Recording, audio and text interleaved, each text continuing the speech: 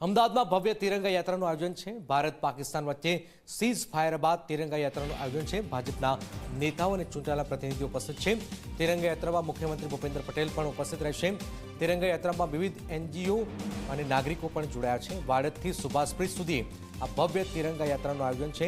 તિરંગા યાત્રાને લઈને મ્યુનિસિપલ તંત્ર અને અધિકારીઓ પણ ખડે પગે જોવામાં આવી રહ્યા છે। જે રીતે ભારતીય સેનાએ દમખમ બતાવ્યો છે નાપાક દેશ સામે, ત્યાર પછી હવે ભારતીય જનતા પાર્ટી આ તિરંગા યાત્રાનું આયોજન કર્યું છે।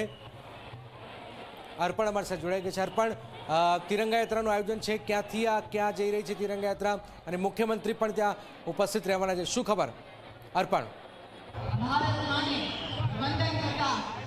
જનક, જે પ્રમાણે ભારત અને પાકિસ્તાન વચ્ચેનો જે તણાવ છે પૂર્ણ થયો, સીઝ ફાયરનું આ જે જાહેરાત છે તે થઈ, તે બાદ સ્વાભાવિક છે કે આખા દેશમાં એક અલગ જ માહોલ જોવા મળી રહ્યો છે। તેવામાં અમદાવાદમાં આજે વિવિધ સ્વયંસેવી સંસ્થાઓ છે, ઇન્ડિયન રેડક્રોસ સોસાયટી છે, વેપારી મહાજનના સંયુક્ત ઉપક્રમે એક તિરંગા યાત્રાનું આયોજન કરવામાં આવ્યું છે, જેનામાં મુખ્યમંત્રી ભૂપેન્દ્ર પટેલ પણ ઉપસ્થિત રહેવાના છે। કેમેરા પર્સનને કહીશ આસપાસના જે દ્રશ્યો છે તે બતાવે, કારણ કે ફક્ત એનજીઓના સ્વયંસેવકો નહીં, ખૂબ જ મોટી સંખ્યામાં નાગરિકો પણ અહીંયા ઉપસ્થિત રહ્યા છે અને ભાજપના વિવિધ નેતાઓ, ચૂંટાયેલા પ્રતિનિધિઓ, હોદ્દેદારો પણ મોટી સંખ્યામાં ધીમે ધીમે આવી રહ્યા છે। એટલે વ્યાસવાડી વાડદથી શરૂ કરી જે આરટીઓ સર્કલ છે ત્યાં, અને ત્યાંથી પછી સુભાષ બ્રિજ સુધી આટલો આ તિરંગા યાત્રાનો રૂટ છે, અને જે માટે આપ જોઈ શકો છો ખૂબ જ મોટી સંખ્યામાં લોકો અહીંયા આવવાની શરૂઆત થઈ ગઈ છે। પોલીસનો પણ એટલો જ ચુસ્ત બંદોબસ્ત છે।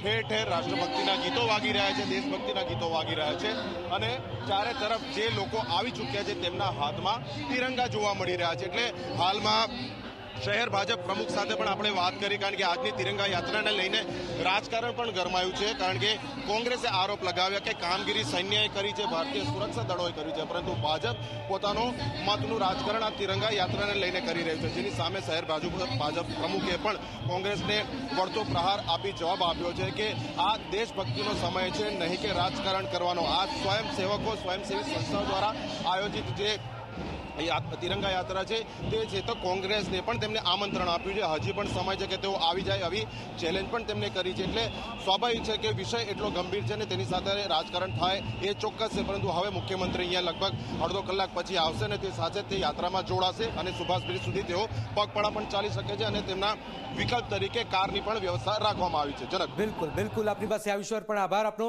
તો તિરંગા યાત્રાની શરૂઆત થઈ ચૂકી છે અને થોડી વાર મુખ્યમંત્રી પણ ત્યાં ઉપસ્થિત